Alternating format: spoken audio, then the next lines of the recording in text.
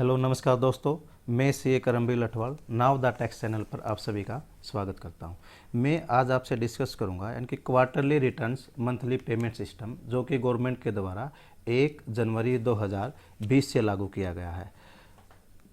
मैं आपसे रिक्वेस्ट करूंगा कि आप इस वीडियो के अंत तक बने रहें ताकि ये टॉपिक आपको अच्छे तरीके से समझ में आ जाए। तो चलिएगा हम अपना टॉपिक स्टार्ट करते हैं। तो सबसे पहले मैं आपको बताना चाहूँगा कि जीएसटी एक्ट के अंदर एग्जिस्टिंग रिटर्न फाइलिंग का क्या सिस्टम है। एग्जिस्टिंग रिटर्न फाइलिंग के अंदर हमारे नॉर्मली दो तरीके के डीलर होते हैं, एक कंपोजिशन डीलर और एक regular dealer. Composition dealer as on date quarterly return file करते हैं। क्वार्टरली रिटर्न्स जो कि CMP 08 के तहत वो अपना टैक्स जमा करवाते हैं और जो रिटर्न्स है उनकी GSTR 04 वो ईयरली फाइल करते हैं। अब आते हैं कि रेगुलर डीलर। रेगुलर डीलर को गवर्नमेंट ने दो भागों में डिवाइड किया गया है। नंबर एक तो वो जिनका टर्नओवर 1.5 करोड़ से कम है पिछले साल के अंदर, और नंबर सेकंड है जिनका टर्नओवर लास्ट ईयर में 1.5 करोड़ से ज़्यादा है। अब जिनका टर्नओवर 1.5 CR से कम है उनके पास ऑप्शनल है कि वो अपनी GSTR 1 क्वार्टरली या मंथली दोनों में से किसी भी ऑप्शन को सिलेक्ट करके वो अपनी रिटर्न फाइल कर सकते हैं। लेकिन GSTR 3 भी है जो वो मंथली ही फाइल होगी। अब सेकंड डीलर है जो जिनका टर्नओवर 1.5 करोड़ से ज़्यादा है पिछले साल में, उनके लिए मंथली फाइल करने का ही ऑप्शन है GSTR 1 भी और 3 भी। यानी कि एग्जिस्टिंग सिस्टम के अंतर्गत हम देखें तो GSTR जो 1 है वो क्वार्टरली भी जा सकती है सब्जेक्ट टू टर्नओवर, और अगर उनका 1.5 करोड़ से कम है, और मंथली उस केस में जा सकती है जिसका टर्नओवर 1.5 करोड़ से ज़्यादा है। लेकिन जो 3 भी है वो हर केस में क्वार्टरली ही जाएगी रेगुलर डीलर के लिए। तो इस समस्या को दूर करने के लिए गवर्नमेंट ने नोटिफिकेशन नंबर 82/2020 डेटेड 10/11/2020 को रिलीज़ की, जिसके अंतर्गत उन्होंने एक रूल नया इंसर्ट किया 61A।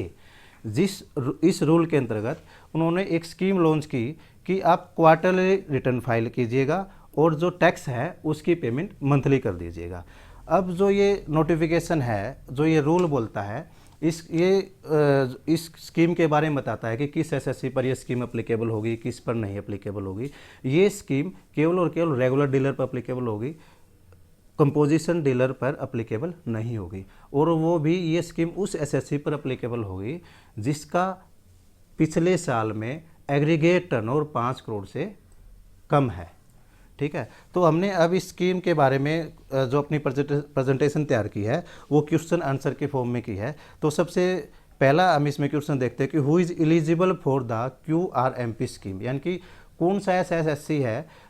जो इस स्कीम के अंतर्गत फाल करेगा। एक मैं मोटा मोटा बता दूं कि आपको इस स्कीम में है क्या। इस स्कीम में ये है कि जो आप हर SSC को जो 3B फाइल करनी होती थी वो मंथली फाइल करनी होती थी, लेकिन इस स्कीम के अंतर्गत एक टर्नओवर फिक्स कर दिया। अगर आपका इस टर्नओवर से यानी कि जो कि 5 करोड़ है उससे कम टर्नओवर है तो आप अपनी 3B को मंथली क्वार्टरली फाइल कर सकते हो, और अपना जो टैक्स है वो PMT 06 के तहत आप मंथली जमा कर सकते हो। तो अब देखिएगा ये जो स्कीम है इसके अंदर कौन SSC फाइल करेगा। Who has an aggregate turnover of up to ₹5 crore in the preceding financial year is eligible for QRM scheme. Further, in case of the aggregate turnover exceeds 5 crore rupees during any quarter in the current financial year, the registered person shall not be eligible for the scheme from the next quarter. यानी कि ऐसा dealer जिसका पिछले साल में 5 करोड़ से कम का turnover है वह डीलर इस स्कीम को ऑप्ट कर सकता है। लेकिन यदि उसका करंट ईयर के अंतर्गत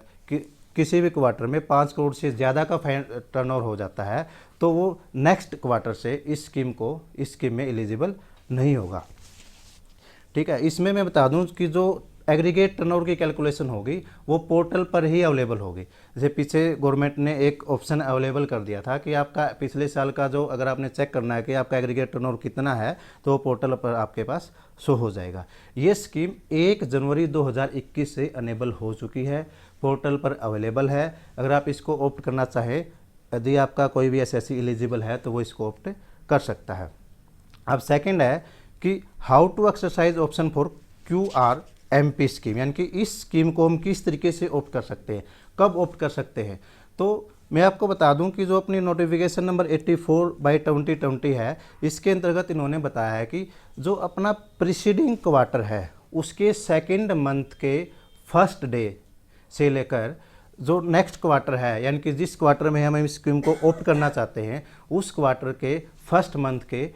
लास्ट डेट तक हम इसको ऑप्ट कर सकते हैं। जैसे कि फॉर एग्जांपल हम इसको ऑप्ट करना चाहते हैं अप्रैल 2021 टू जून 2021 के क्वार्टर के लिए, तो इसके लिए हमारे पास कितना टाइम है, यानी कि प्रीसीडिंग क्वार्टर इसका कौन सा हुआ,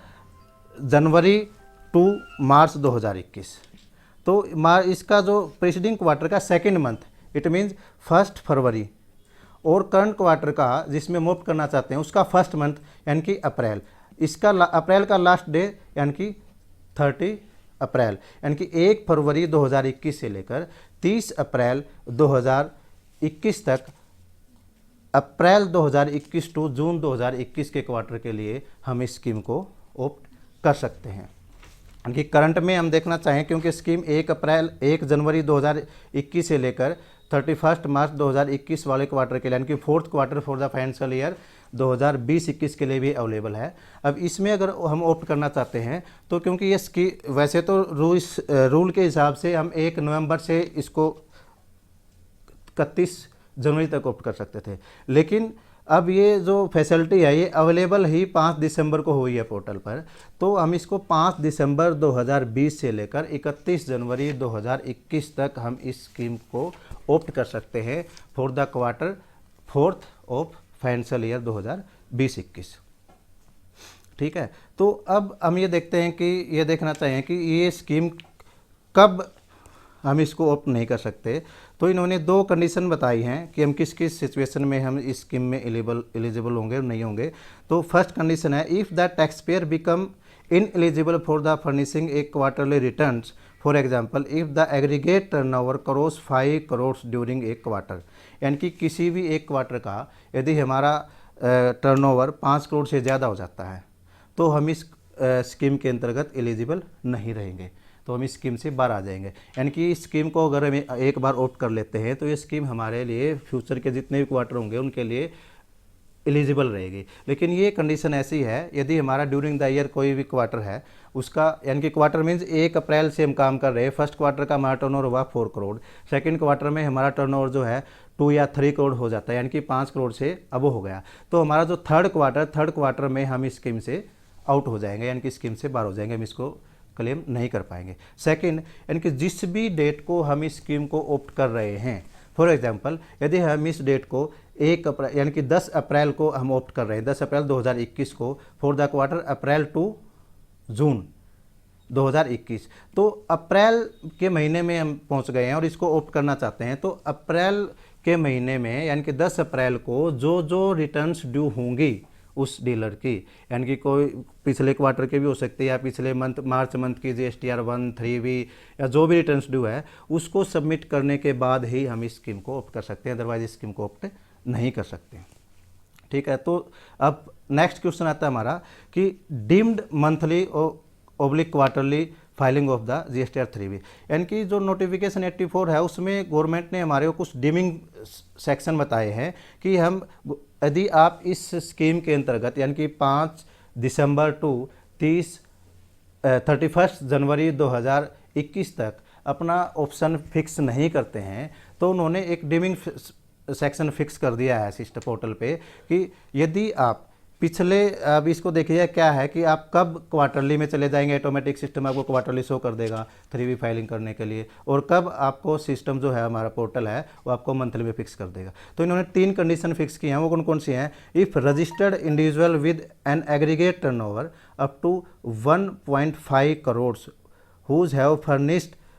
GSTR 1 quarterly in the current financial, यानी कि ऐसा डीलर जिसका टर्नओवर 1.5 करोड़ तक है और वो अपनी जो GSTR 1 है वो क्वार्टरली फाइल कर रहा है, तो पोर्टल भी ऑटोमेटिक आपको क्वार्टरली GSTR 3B फाइल करने के लिए एनेबल कर देगा, यानी कि आप GSTR 3B क्वार्टरली फाइल करो। सेकेंड ऑप्शन, यदि आपका जो टर्नओवर है वो 1.5 करोड़ से कम ही है लेकिन जो डीलर है वो अपनी GSTR 1 को मंथली फाइल कर रहे हैं, यानी कि वो GSTR 1 क्वार्टरली फाइल नहीं करा है तो उसके लिए पोर्टल 3B को भी मंथली इनेबल कर देगा। अब थर्ड क्या कहता है, यदि आपका जो टर्नओवर है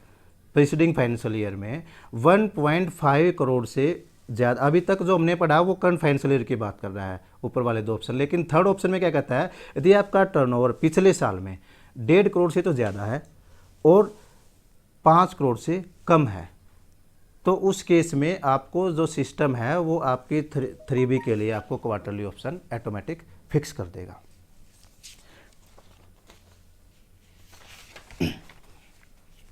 अब नेक्स्ट पॉइंट है कि how to submit detail of outward supply. अभी तक जो ये तो बात आई कि हमारी 3B के बारे में कि हमें 3B क्वार्टरली फाइल करनी है, लेकिन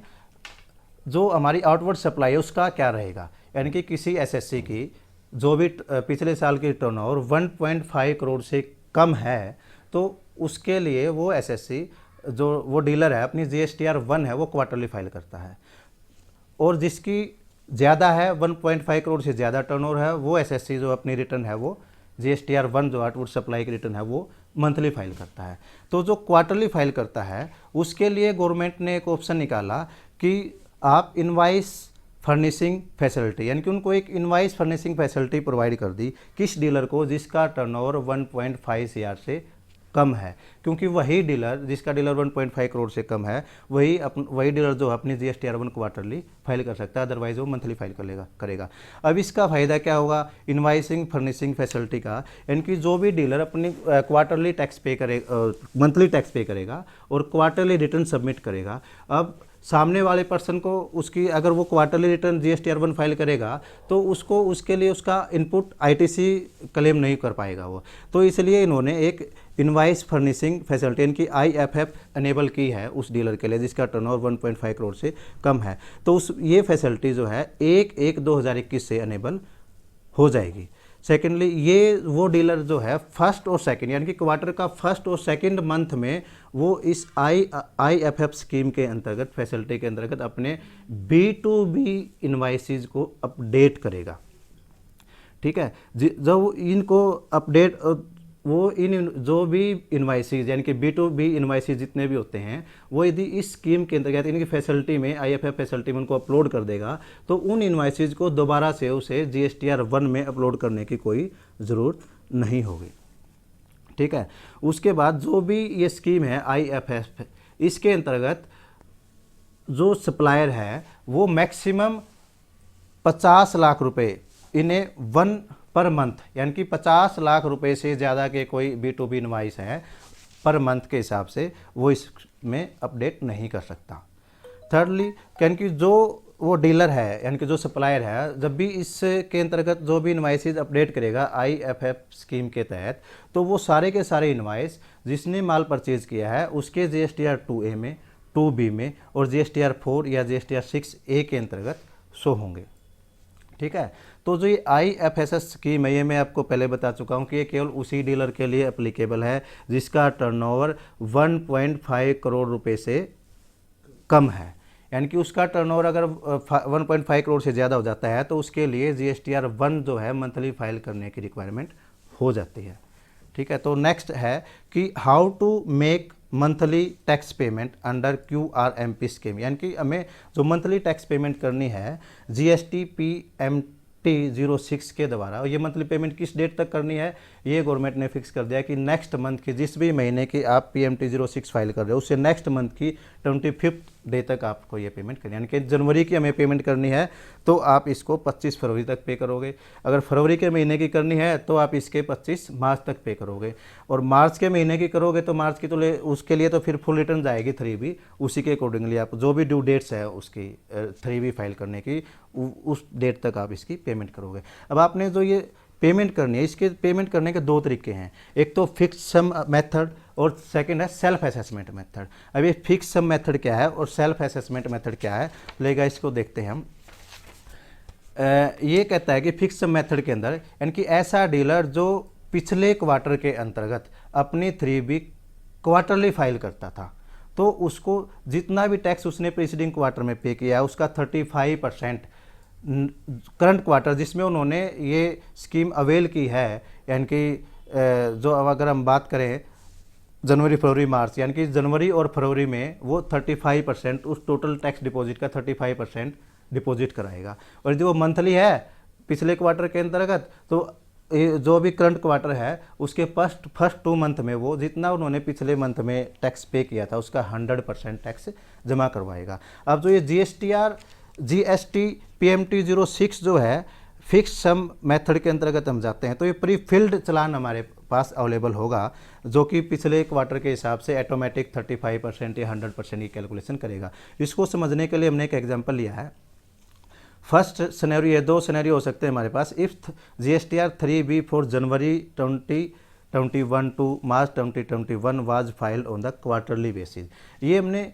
क्यों लिया, क्योंकि इससे पहले हमारी जो 1 जनवरी 2021 से पहले अगर हम देखें क्वार्टर, हमारा जो थर्ड क्वार्टर है अक्टूबर टू दिसंबर, वो मंथली उसके अंतर्गत हमारे पास अभी तक GSTR 3B फाइल करने का मंथली का कोई ऑप्शन नहीं था। इसलिए हमने जो एग्जांपल लिया है वो लिया है कि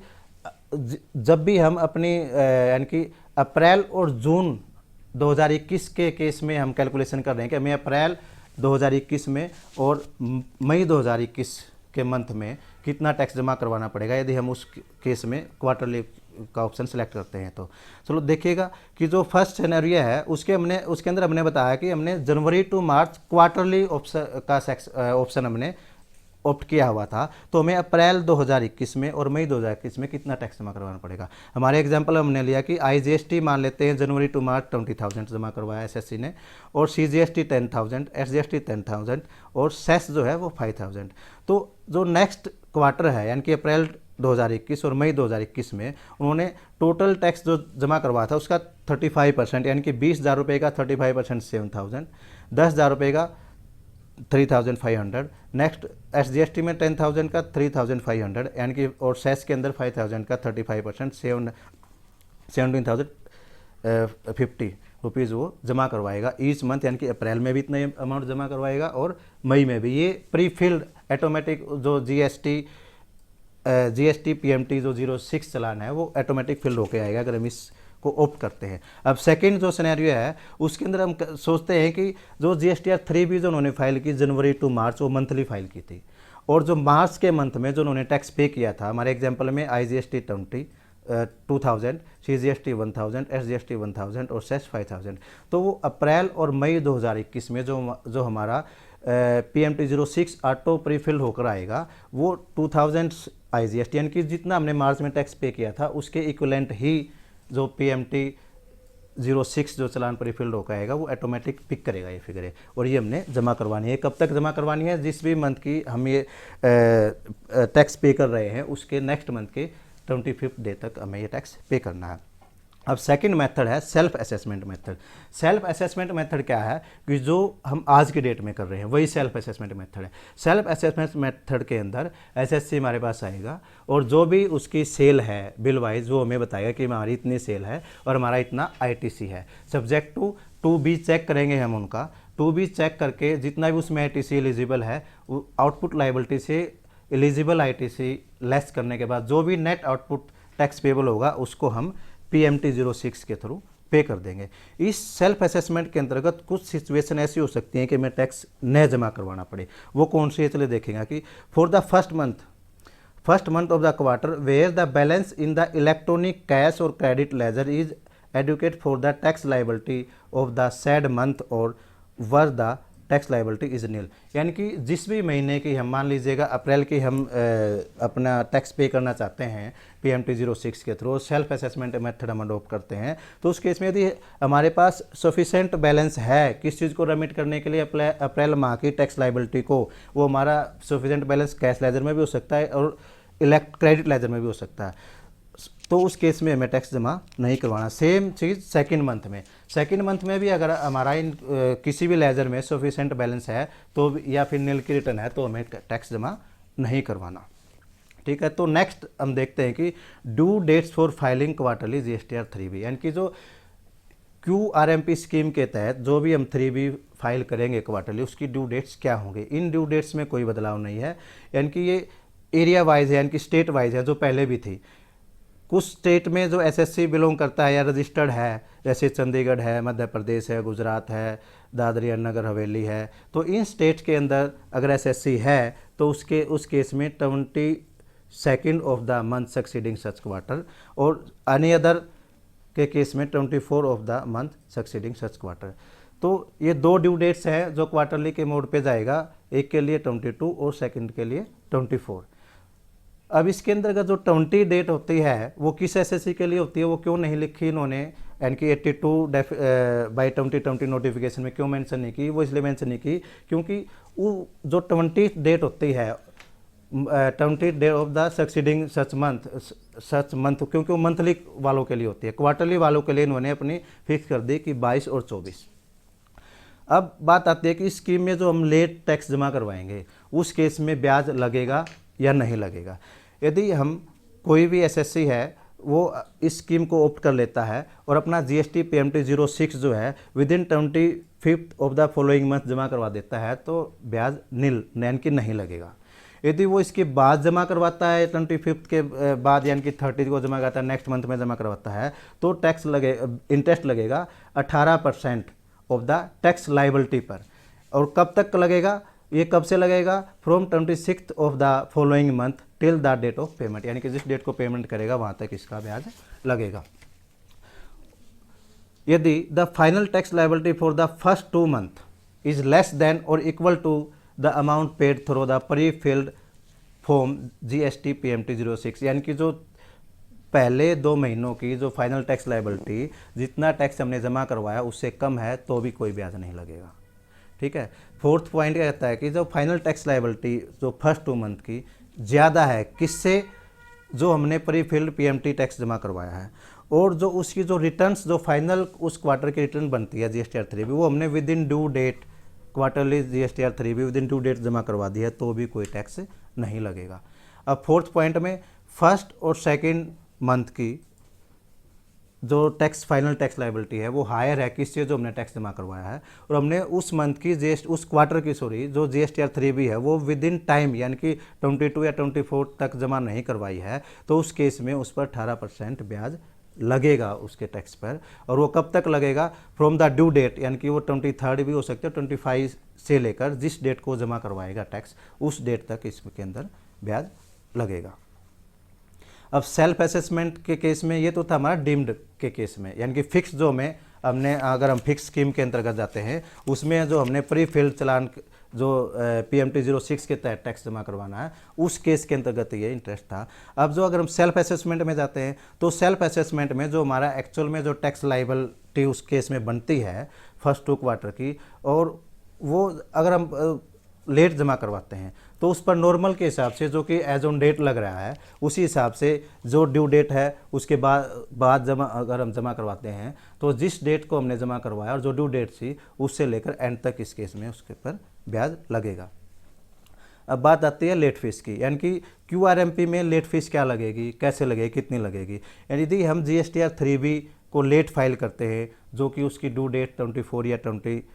है उसके बाद फाइल करते हैं तो वो पर डे के हिसाब से लेट फीस कैलकुलेट करनी होती है। यानी कि यदि नील की रिटर्न है तो 10 रुपये पर डे, और नील की रिटर्न नहीं है उसके अंदर कोई भी आईटीसी है या टैक्स पेबल बनता है तो 25 rupees per day CGST act के अंतर्गत और SGST एक्ट के अंतर्गत दोनों के अंतर्गत जमा करवानी होगी। इसमें क्लैरिफिकेशन है कि however if it is clarified that no late fees is applicable for delay in payment of tax in the first 2 months for of the quarter in the GST PMT 06, यानी कि 06 के तहत जो हमें टैक्स फाइल करना tax पे करना होता है यदि वो लेट होता है यानी कि 25th के बजाय 26 को होता है या 7th को होता है 30 को होता है तो उस केस में उसके लिए